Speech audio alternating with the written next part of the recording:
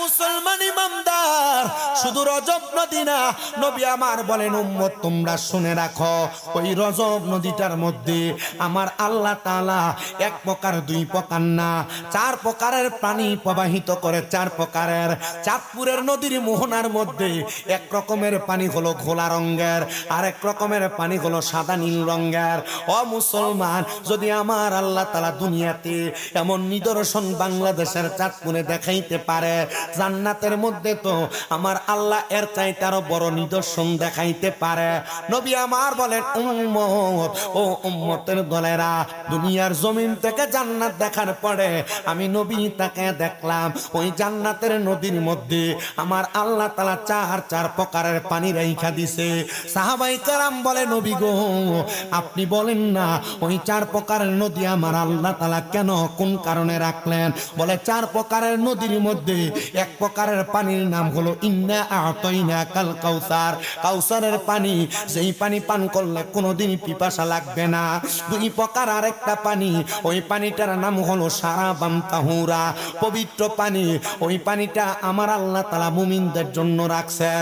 আরেক প্রকার পানি আছে যেটা হলো জান্নাতের লাবান মানি দুধ। ও নবী গো, ওই পানি কারা পান করবে? নবী আমার বলে তারা পান করবে যারা কোনোদিন দুনিয়াতে মানুষের সম্পদ দখল করে নাই, অন্যায়ভাবে মানুষের মাল সামান নিয়ে যায় নাই, তারা ওই জান্নাতের লাবান দুধ পান করবে। নবী আমার বলেন আর চার নাম্বার আরেকটা পানির নাম হলো জান্নাতের মধু। নবী গো, জান্নাতের মধু কারা কারা পান করবে?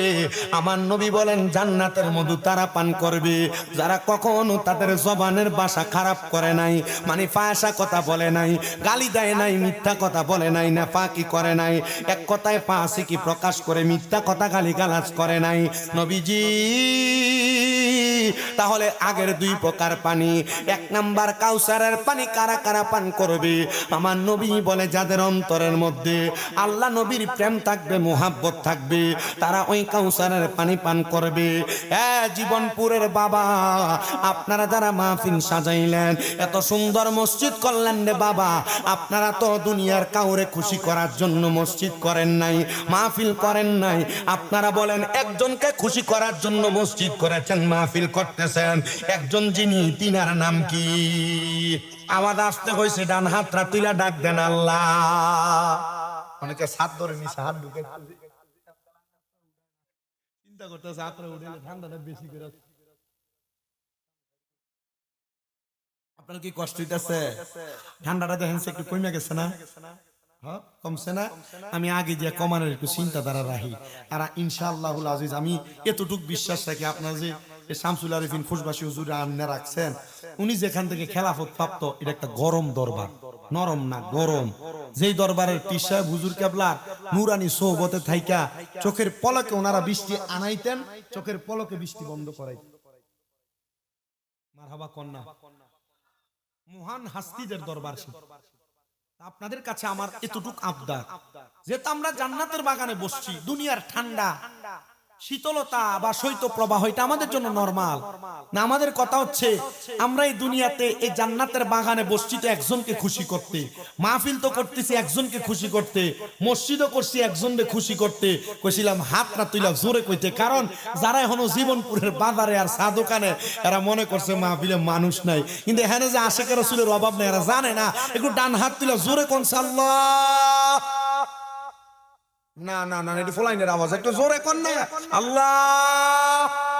দুইটা হাত তুলে কোন ইয়া রাসূলুল্লাহ, উচ্চ কণ্ঠে বলেন ইয়া ওলি আল্লাহ। আল্লাহ কবুল করক, জোরে কোন আমিন, আরো মহাব্বতে কোন না আমিন।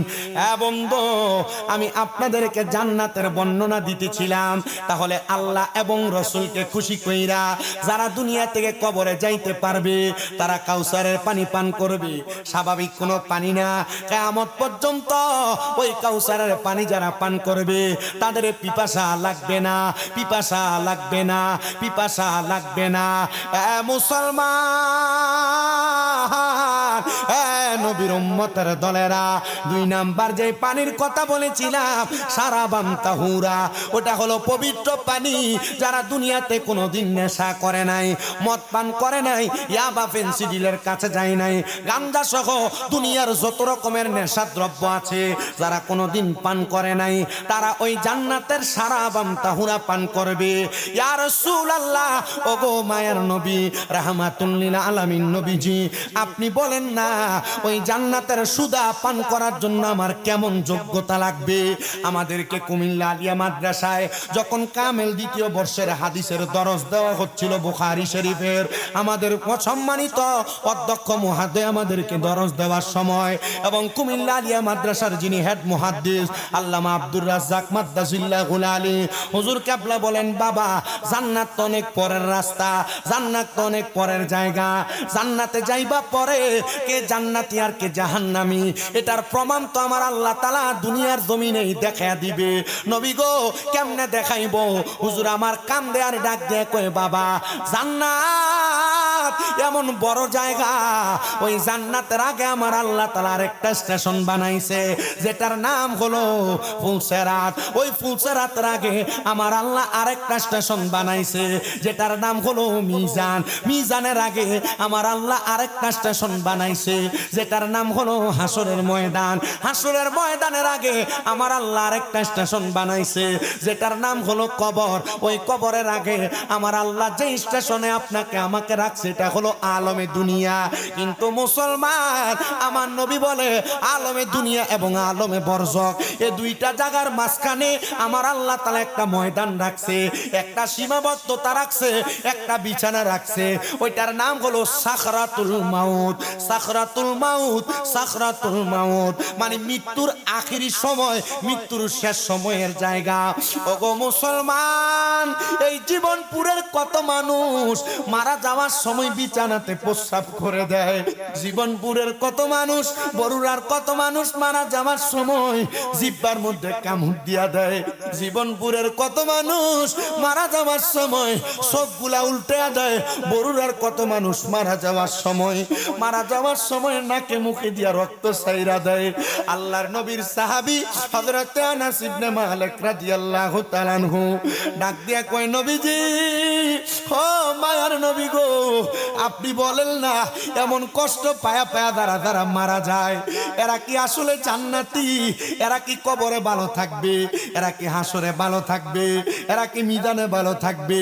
এরা কি ফুলসেরাতে ভালো থাকবে?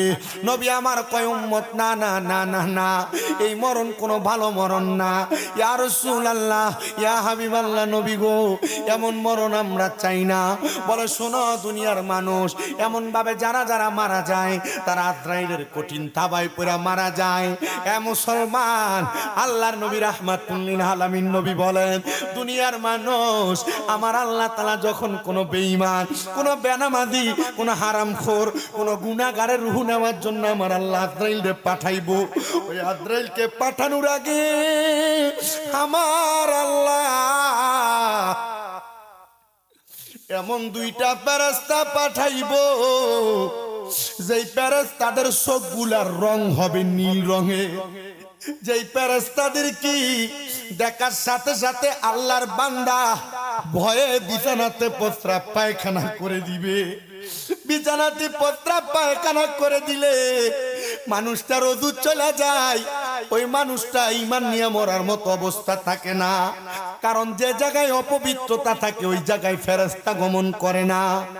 এ মুসলমান, এ নবীর উম্মতের দলেরা, শোনো শোনো শোনো, ওই বন্ধু, ওই বেঈমান বান্দা, বেআমল বান্দাটার রূহটা কবজ করার সময় ওই বান্দাটার অবস্থা বড় নাজেহাল, ওই বান্দাটার অবস্থা বড় খারাপ। বান্দাটার সামনে মালাকুল মউত আজরাইল আগমন করলো, সাথে সাথে ওই বান্দাটা আজরাইলের সঙ্গে কথা বলার চেষ্টা করে। আপনি দেখেন না, আমি দেখি না, কিন্তু জানেন জানেন রে মানুষ, জানেন আজরাইলের সঙ্গে বান্দা যখন কথা বলে বান্দার শরীরের একটা রক্তনালী বাদ থাকে না, যেগুলা দিয়া রক্ত প্রবাহিত হয় না। বান্দা বলতে থাকে, রে আজরাইল, ও আজরাইল এখনো পর্যন্ত মরণের প্রস্তুতি গ্রহণ করি নাই, মরণের সামান রেডি করি নাই। দুনিয়াতে আপনি আপনার মেয়ের জামাইয়ের বাড়িতে গেলে যাওয়ার সময় কত মাল সামান নিয়ে যান, শ্বশুর বাড়িতে যাইতে মিষ্টি ফলমূল নিয়ে যান। ওই কবরে যে যাইবা জীবনপুরের বাবা ও পর্দার অন্তরালের আম্মুজিরা, একটা বার কি কবরের সামানগুলা রেডি করছো? বান্দা ডাক দিয়া বলবে, রে ফেরেশতা এখনো পর্যন্ত কবরের মাল সামান রেডি করি নাই, একটু সুযোগ দাও। তখন আর বান্দারে সুযোগ দেওয়া হবে না।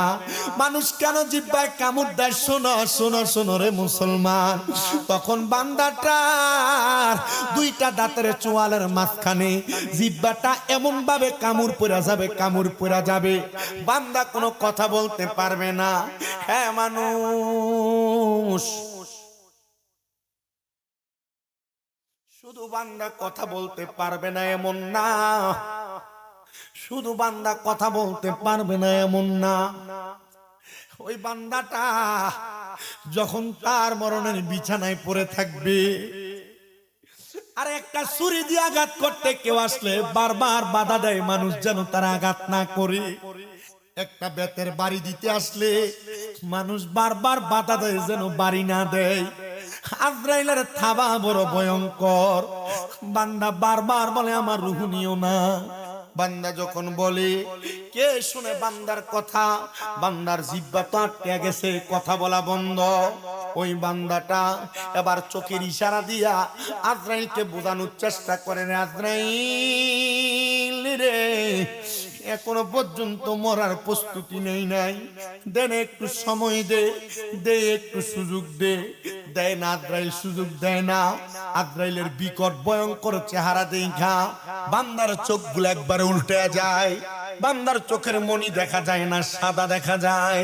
হায় রে মানুষ, ও জীবনপুরের মানুষ, আশেপাশে এলাকার মুসলমানেরা, মরণ বড় কষ্টের মরণ রে।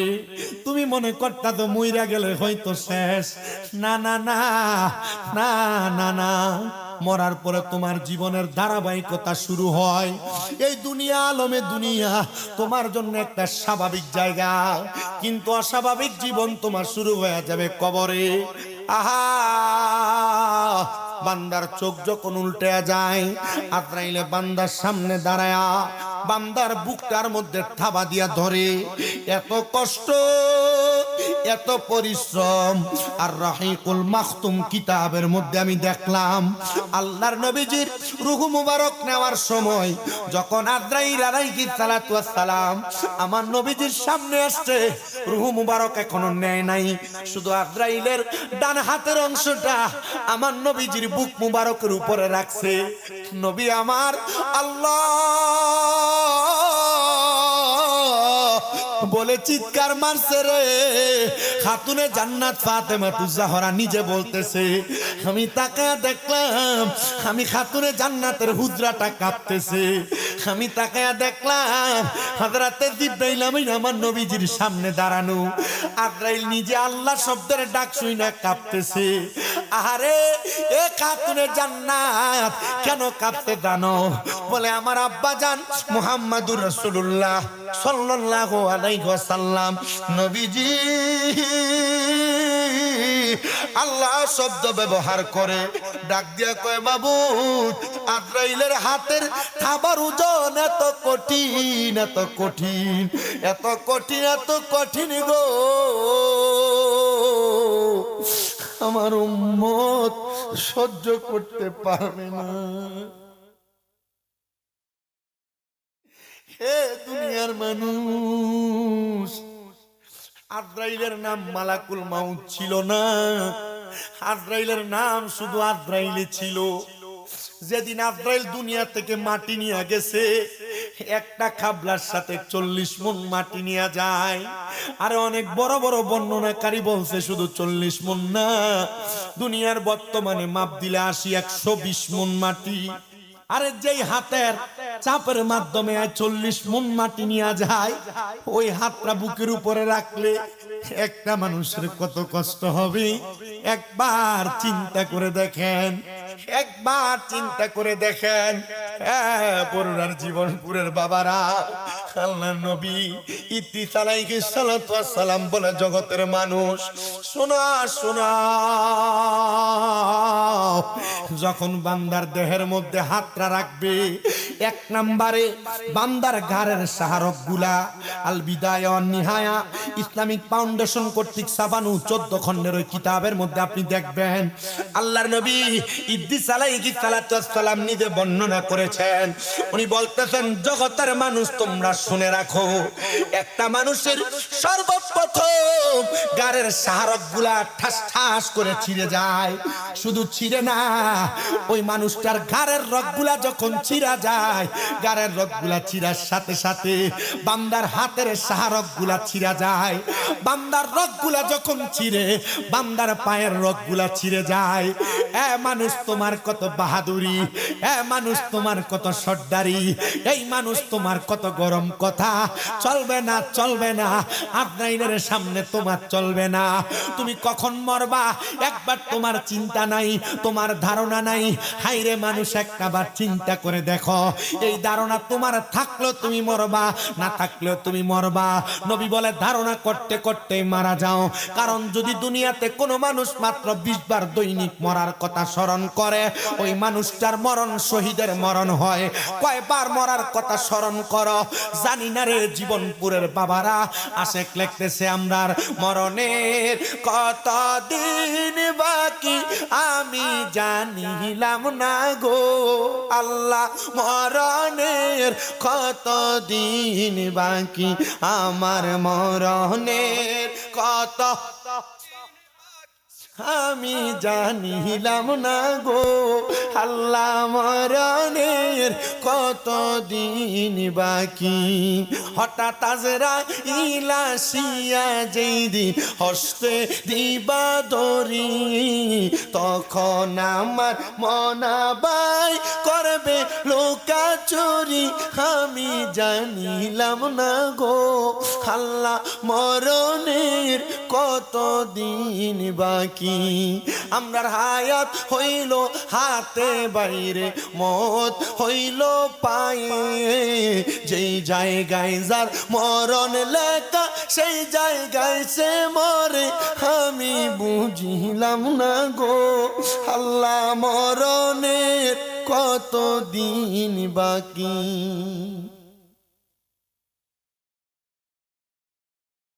জীবনপুরের মানুষ, এতগুলা মানুষ যে প্যান্ডেলে বসে আছেন, কেন কোনো আওয়াজ নাই, কেন কোনো কথা নাই, কেন কোনো একটা টু শব্দ পর্যন্ত বের হচ্ছে না? কারণ এই মরণকে সবাই ভয় পায়, মরণকে সবাই ভয় পায়, কিন্তু ভয় কইরা মানুষ মসজিদে যায় না। সামান্য মশা কামড় দিবে মশারি টানে ঘুমায়, এরোসল কিনা আনে, দামি দামি মশার কয়েল যেটা সেটা কিনা আনে। কিন্তু মানুষ মশার ভয়ে যে তুমি মশারির তলে ঢুকলা বাঁচা সম্ভব না। মশারির সাথে হাতটা একটু লাইগা থাকলে মশারিটার উপর দিয়া কামড়ায়। কিন্তু জানো জানো জানো, যদি তুমি মরণকে ভয় কইরা আল্লাহর ঘর মসজিদে ঢুকতা, ওয়াজ মাহফিলে ঢুকতা, জীবনটার হেদায়েতের রাস্তায় ঢুকাইতা, আল্লাহর কসম করে বলি মরণ থেকে যদিও তুমি বাঁচতে পারতা না, কিন্তু এমন বেঈমানের মতো মরতা না যেমন ভাবে রক ছিঁড়া যায়। নবী কয় শুধু রকটা ছিঁড়ে, ভুলে গেছেন ওয়াজ, রক ছিঁড়া পর্যন্ত যে সময়, এ সময় আমার ওয়াজ শেষ হবে না।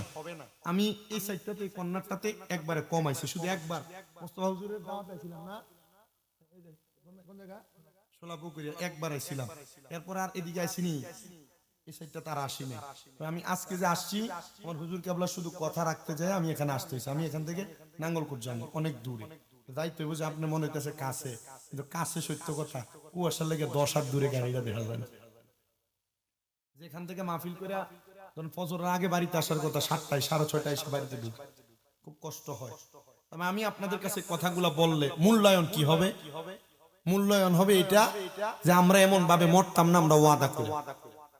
এমন ভাবে মরতাম না, ওয়াদা করলে কি করা লাগবে? এমন ভাবে মানুষ মারা যায় যে যে খাসিয়তের কারণে এই খাসিয়ত গুলা বাদ দিতে হবে। সম্পদ বানাইছেন, টাকা বানাইছেন, পয়সা বানাইছেন, ঘর বানাইছেন, বাড়ি বানাইছেন। আচ্ছা কোন তো পুরুষ মানুষ 3টা, মহিলা মানুষ 5টা, কাপড় ছাড়া কবর আর কিছু যাইব?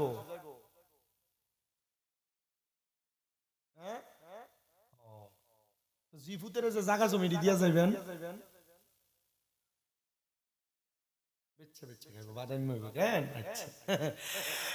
মুসলমান শুনো, আমি সবার গাতারতে বলি গো, যখন রগগুলা চিরা যাবে, বান্দার প্রত্যেকটা রক্তের শিরা উপশিরা বন্ধ হয়ে যাবে, বান্দার রক্ত আহার চলাচল করবে না। হাইরে কেন করবে না জানো? এবার বান্দার রক্ত যখন বের হওয়ার কোনো জায়গা পাবে না, বান্দার নাকে দিয়া তখন রক্ত বের হবে, বান্দার মুখে দিয়া তখন রক্ত বের হবে। মানুষ দেখলেই বুঝে যাবে, হায়রে বান্দাটারে বড় কষ্ট দিয়া মরণ দেওয়া হয়েছে, আজরাইলে বড় কষ্ট দিয়া রূহ কবজ করছে। যখন বান্দার রূহটা বার বের করবে, ওই যে পয়গম্বর ইদ্রিস আলাইহিস সালাতু ওয়াস সালাম নবী, তিনি বলেন একটা জীবিত ছাগল, একটা জীবিত বকরিকে জীবিত অবস্থায় লটকায়া চামড়াটা টাইনা টাইনা চিরা ফেললে ওই বকরির যত কষ্ট হয়, একটা মানুষ যদি বেঈমান হয়, একটা মানুষ যদি বেআমল হয়, একটা মানুষ যদি দুনিয়ামুখী হয়, ওই মানুষটার রূহটারে বাহির করার সময় তার কাছে তার চাইতে আরো বেশি কষ্ট হবে। ও নবী গো, এখন কি তার রূহটা কবজ করলো শেষ নাকি? কয় না। নবী কেন না? বলে রূহটা নেওয়ার সময় আজরাইল আলাইহিস সালাতু ওয়াস সালামের কাছে বারবার এবার রূহ আর আজরাইলের কথা হবে। এ আজরাইল, আমার রূহটা তো তাড়াতাড়ি নিয়ে যাও না। বলে কেন কেন কেন নিতাম না? বলে তুমি যদি জানতা আমার আল্লাহ তাআলা আমি রূহুর জন্য কত যন্ত্রণাদায়ক শাস্তি রেডি করে রাখছে, তাহলে তুমি আমার এত তাড়াতাড়ি নিয়ে যাইতা না। হ্যাঁ আজরাইল, আমার রূহটারও আস্তে আস্তে নিয়ে যাও। আজরাইল আলাইহিস সালাতু ওয়াস সালাম একটা সাদা রঙের কাপড় দ্বারা বান্দাটার নাকের মধ্যে এমন ভাবে আবদ্ধ করে রাখবে, ওই বান্দাটার আজরাইলের নাকের মধ্যে এমন ভাবে আবদ্ধ করে রাখবে, বান্দার রূহটা নিয়া আজরাইলে প্রথম আসমানে যাবে। আসমানের ধারাবাহিকতায় ডান দিকে 19 জন ফেরেশতা থাকবে, বাম দিকে 19 জন ফেরেশতা থাকবে। ওই ফেরেশতারা যখন কোনো বেনামাজি, যখন কোনো হারামখোর, যখন কোনো সুদখোর ঘুষখোর বাজে মানুষের রূহটা দেখবে, ফেরেশতারা দেইকা তখন ওই রূহটার দিকে থু থু থু থু নিক্ষেপ করবে। ইয়া রাসূলুল্লাহ, থুতু নিক্ষেপ করবে, এটা তো ভালো জিনিস না। নবী গো, কেন থুতু নিক্ষেপ করবে? বলে এটা আমার কথা না রে। ফেরেশতারাই তখন জিজ্ঞাসা করবে, এ ফেরেশতার দল, তোমরা কেন বান্দার দিকে থুতু নিক্ষেপ করো? বলে আজরাইল, আগে আপনি জবাব দেন, আপনি কেন কাপড় লাগাইলেন? আজরাইল বলবে, বান্দা নামাজ ছেড়ে দেওয়ার কারণে, বান্দা রোজা ছেড়ে দেওয়ার কারণে, বান্দা ইবাদত ছেড়ে দেওয়ার কারণে বান্দার রূহটা একটা দুর্গন্ধযুক্ত রূহ হয়ে গেছে, এই জন্য আমি কাপড় লাগাইছি। ওই ফেরেশতারা এক বাক্যে জবাব দিবে, আপনি যেই কারণে নাকের মধ্যে কাপড় লাগাইছেন, আমরা এই কারণে বান্দারে থুতু নিক্ষেপ করছি। হ্যাঁ যুবক ভাই, হ্যাঁ মুরব্বী বাবা, হ্যাঁ পর্দার অন্তরালের মা বোনেরা, গুনাহ করতেছো করতে থাকো, নামাজ ছাড়তেছো ছাড়তে থাকো, পরের হক খাইতেছো খাইতে থাকো, সম্পদের বাহাদুরি করতেছো করতে থাকো, তবে মনে রাখবা তোমার রূহটা একটা দুর্গন্ধযুক্ত রূহ তৈরি হইতেছে। এই রূহের দুনিয়া তো দাম নাই, ফেরেশতার কাছে কোনো দাম নাই। তখন রূহটা নিয়ে ফেরেশতারা সামনের দিকে যাইতে চাইবে, আমার আল্লাহর আসমানের প্রথম দরজা বন্ধ, ডাইনের দরজা বামের দরজা বন্ধ, বান্দার জন্য একটা জায়গায় খোলা আছে। আল্লাহ গো, সেই দরজাটা কোনটা? কয় ফি নারি জাহান্নামা খালিদিনা ফিহা, বান্দার জন্য চিরস্থায়ী জাহান্নামের দরজা, জাহান্নামের আগুনের দরজাটা খোলা থাকবে। ওই বান্দাটারে জাহান্নামের দরজা দিয়ে যখন প্রবেশ করাবে, একদিন দুই দিন না, একদিন দুই দিন না, একটা জাহান্নামী বান্দারে আমার আল্লাহ তাআলা কমপক্ষে পক্ষে 3000 বছর জাহান্নামের আগুনে জ্বালাইব। বেশি উপরের ক্লাসের হাদিসের কিতাব পড়া লাগবে না, মাদ্রাসা লেভেলের ক্লাস 9 10 এর হাদিসের কিতাব পড়া দেখবেন, আকাইদের কিতাবের মধ্যে পড়া দেখবেন। রাহমাতুল লিল আলামিন নবী বলতেছে ওই জাহান্নামের আগুনের মধ্যে 3000 বছর যখন জ্বালাইব, আমার আল্লাহ তাআলার ওই জাহান্নামের আগুনের রং হবে তিনটা। এক নাম্বার লাল রঙের আগুনের মধ্যে বান্দাটার 1000 বছর জ্বালাইব, বান্দার শরীর নিশ্চিহ্ন হয়ে যাবে। আবার আমার আল্লাহ ফায়াকুন বলে বান্দার দেহটারে তৈরি করবে, আবার জ্বালাবে। ফেরেশতারা প্রশ্ন করে, ওগো রব্বে কারীম আল্লাহ, নবীর সাহাবায়ে কেরাম প্রশ্ন করে, ইয়া রাসূলুল্লাহ আপনি বলেন না গো নবীজি, বান্দারে কেন জ্বালাইব, আবার বানাইব আবার জ্বালাইব? কয় একদিন 2 দিন না, দুনিয়ার 500 বছর জাহান্নামের আখিরাতের একদিনের সমান রে, একদিনের সমান রে। 1000 বছর যখন জ্বালায়া বান্দার শরীরটারে আঙ্গার বানায়া দিব, কারণ প্রশ্ন করবে একবার বানলেই তো চলে। কয় বান্দা একবার গুনাহ করে নাই, বান্দা বারবার গুনাহ করেছে, বান্দা এক ওয়াক্ত নামাজ ছেড়ে নাই, বান্দা বারবার নামাজ ছেড়েছে, বান্দা একবার হারাম খায় নাই, বান্দা বারবার হারাম খাইছে। কত হারামখোর জীবন পুরে ঘুরে, এলাকার আশেপাশে ঘুরে, বরুড়া থানায় ঘুরে, বাংলাদেশে ঘুরে, সুদের টাকা দিয়া পেট বড় বানায়। আপনারা বলেন এমন হারামখোর সুদখোর সোনার বাংলাদেশে আছে না নাই? সুদখুরটিরে ধরে নিয়ে মসজিদের সভাপতি বানায় দেয়, এলাকা সর্দারি আর মাতাব্বরির দায়িত্ব রে সুদখুরটিরে দেয়, আসেনি? আর আমারও কেমন জানি এরি কেমন বেজ্জুতের বেজ্জুতে, এরি সুদ খায় ঘুষ খায়, এরি আমার মসজিদের হদ্দারি করতে যাবি লেগে আমার বুঝে আইয়া না, আসেনি? না আপনার মাতে আছে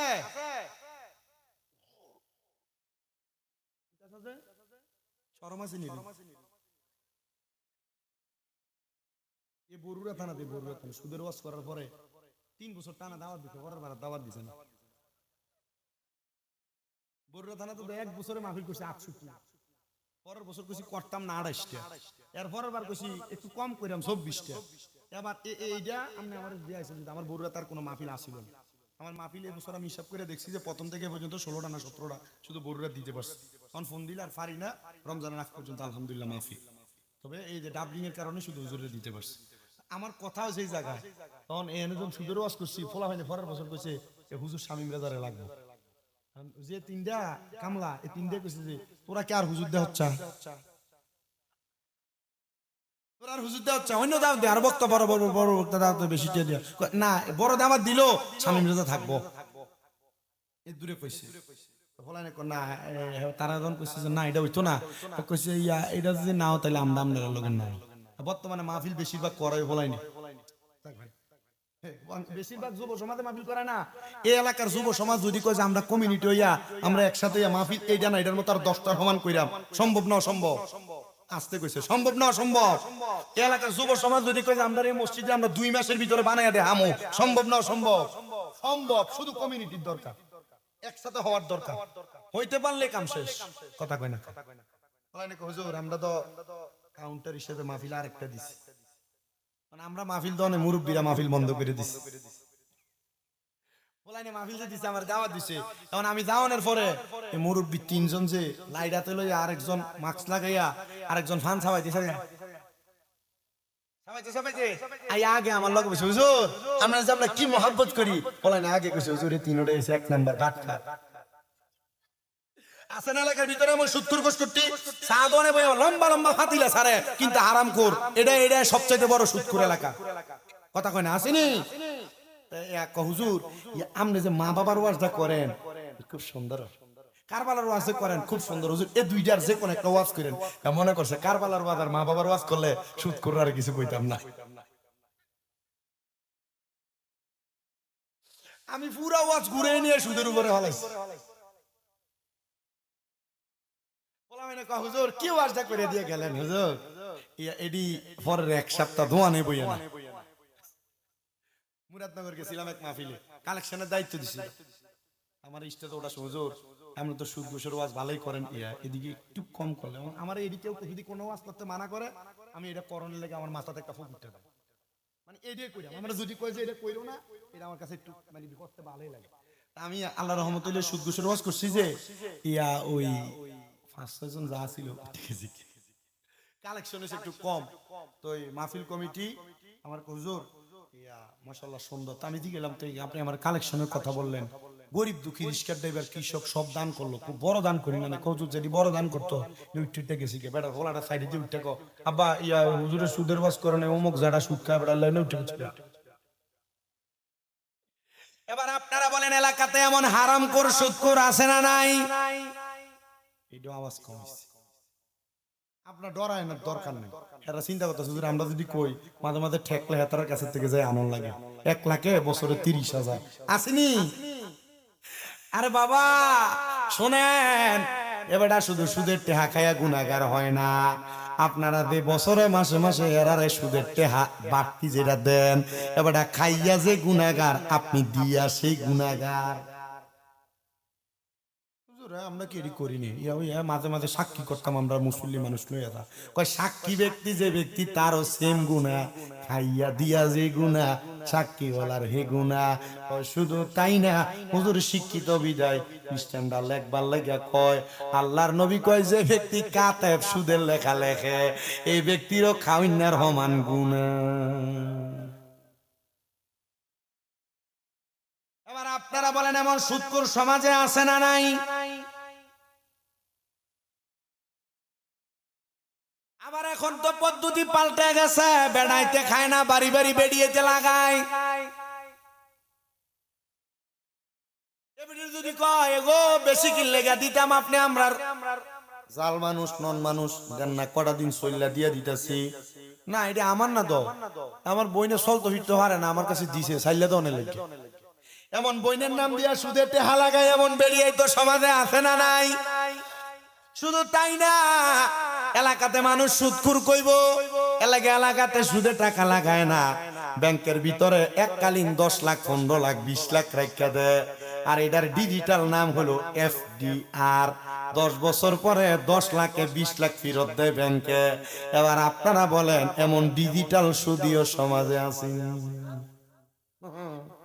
আরেকটা সুদ আপনার বউ আপনারে পান দিয়া খাওয়ায়, পান দিয়া বলে হুজুর কেমনে, আচ্ছা কইব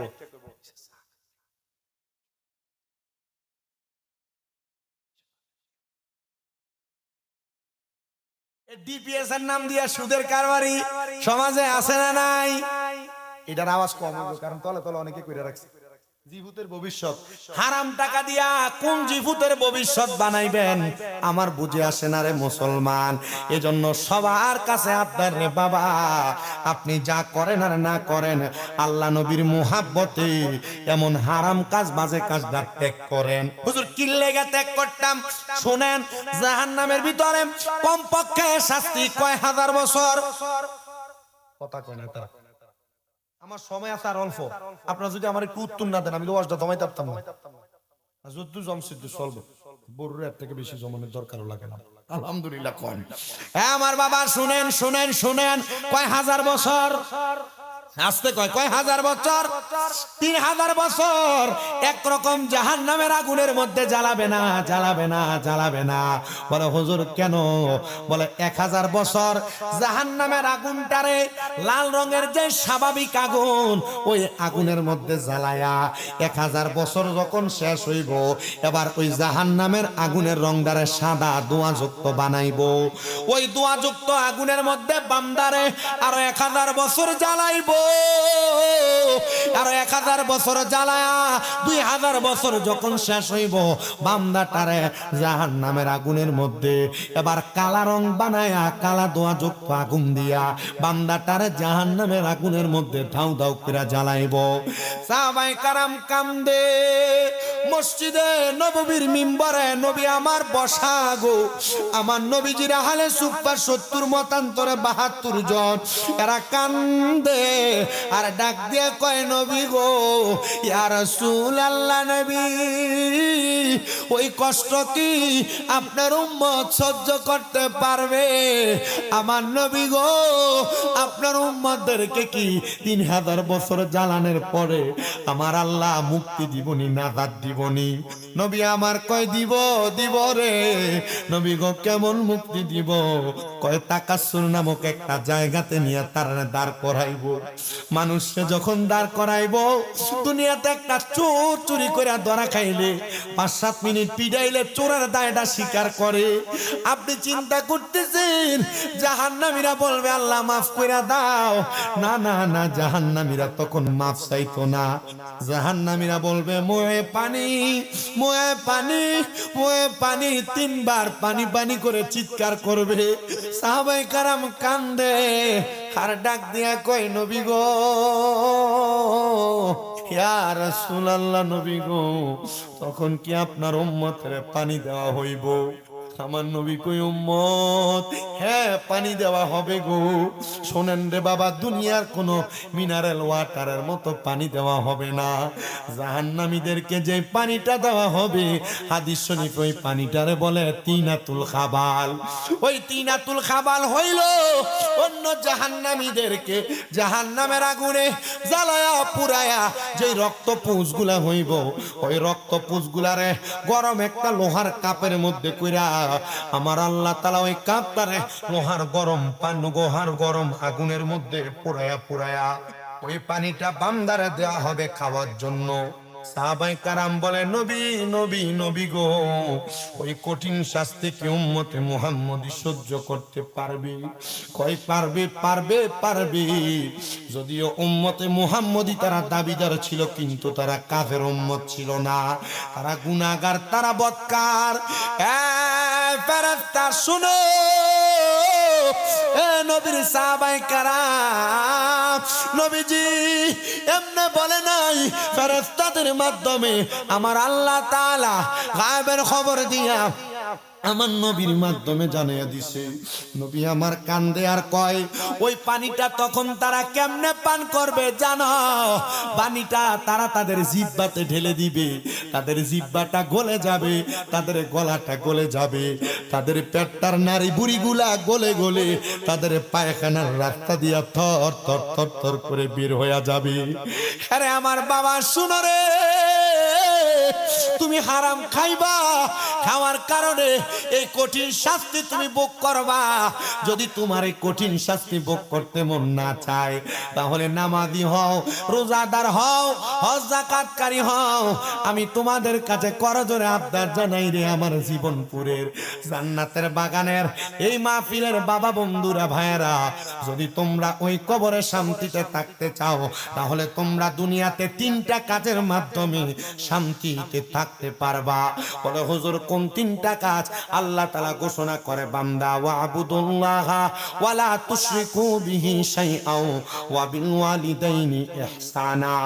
1 নাম্বার আল্লাহ তাআলার ইবাদত, 2 নাম্বার আল্লাহর সঙ্গে কোনো কিছুর মধ্যে শিরিক করবা না, আর 3 নাম্বার ওয়া বিল ওয়ালিদাইনি ইহসানা।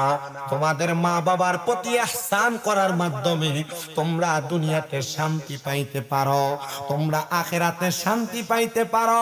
কিন্তু না, এই শান্তি আর প্রশান্তি দুনিয়াতে কোনো জায়গায় পাওয়া যায় না।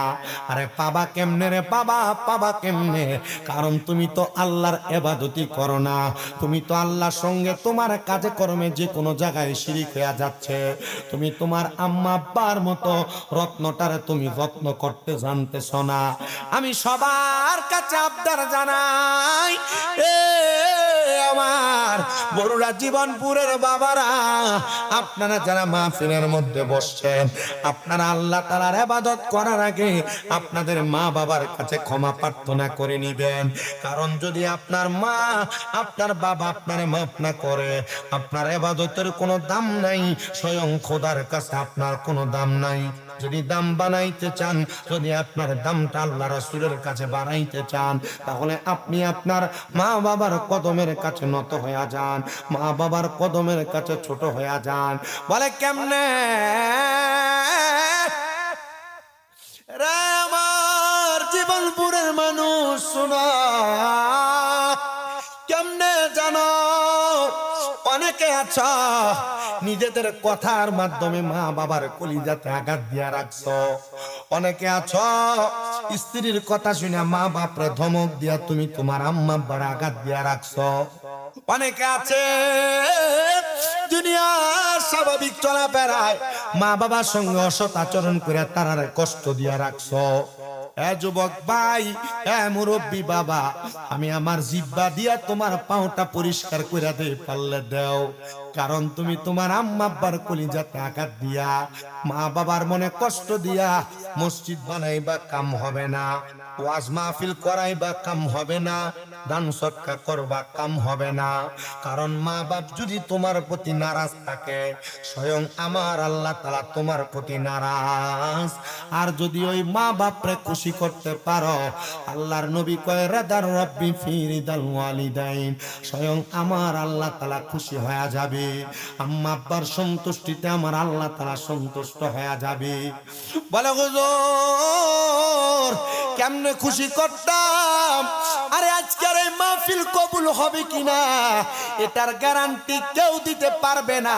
আমি শামীম দাদা একটা গ্যারান্টি দিয়া যাই, যদি তোমরা আগামী কালকে এলাকার কোন দোকানে দেখো এলাকার কোন মুরব্বী বলে হ্যাঁ শামীম দাদার ওয়াজ শুই না, আমার পুত্রা বাড়িতে এসে আমার পায়ে ধরে মাপ চাইছে, মনে করবা মাহফিল আল্লাহর দরবারে কবুল হয়ে গেছে। অনেকে চিন্তা করে হুজুর মা বাবার পায়ে ধরবো দূরের কথা, আমি দুই ঈদের সময় মা বাবার পাশিয়া সালামও করি না। এ সন্তান শুধু সালাম করা না, মাঝে মাঝে যদি সুযোগ পাও মা বাবার পায়ে চুমা দিবা। এই যে আমি ওয়াজ করি এবছর কামেল পরীক্ষা দিলে নামের আগে মুফতিও লাগানো যাবে, কিন্তু জানেন রে বাবা আমি আমার পড়ালেখার শিক্ষাগত যোগ্যতা দিয়া বক্তা না। আমি যেই দিন শুনছি আমার মা বাবার পায়ে চুমা দিলে আল্লাহর জান্নাতের চৌকাঠে চুমা দেওয়ার সওয়াব পাওয়া যায়, আমারে আমার আল্লাহ তাআলা আমার মা বাবার পায়ে চুমা দেওয়ার সুযোগ বারবার দিছে। আমার এরপর থেকে আমার আল্লাহ তাআলা ওয়াজের মাঠে কবুল করছি। আমার দেখা মোতাবেক আমার মতো অল্প বয়সে আমি আর কোনো বক্তা দেখছি না। আরে জানেন 9 বছর অতিবাহিত হয়ে আমি ওয়াজ করি, কিন্তু মা বাবার পায়ে চুমা দেওয়ার কারণে আল্লাহ তাআলা আমারে দামি বানাইছে। সম্মান যেগুলা আমি পাই এর 1000 গুণের 1% পাওয়ার যোগ্য আমি না। শুধু আমার মা বাবার খাস দোয়ার বরকতে আল্লাহ আমারে দামি বানাইছে। অনেকে চিন্তা করে হুজুর আমি দুনিয়ার জমিনের মধ্যে থাকা অবস্থায় আমি কেমনে গো আমি আমার মা বাবার কাছে মাপ চামু? আমার তো মা নাই, আমি মাপ চাওয়ার মতো কোনো সুযোগ নাই। মা কবরে, হুজুর আমার আব্বা কবরে, আমি আমার আব্বার কাছে কেমনে মাপ চামু? সন্তান গো এই মাহফিলে আখিরি মুনাজাতে হুজুর কেবলা দোয়া করবি, মনে রাখবা এই দোয়ার বরকতে আল্লাহ তাআলা তোমার মা বাপরে মাফ করে দিবি, মা বাপরে ক্ষমা করে দিবে রে। আমি শুধু কয়েকজন সন্তান চাইবো যাদের কাছে তারার মা বাবা লাখ লাখ টাকার জায়গা জমি সম্পদ দিয়া গেছে, এই জীবনপুর উত্তর পাড়ায় এত সুন্দর একটা জান্নাতের বাগান মাঠ মসজিদ হয়ে গেছে, বছরে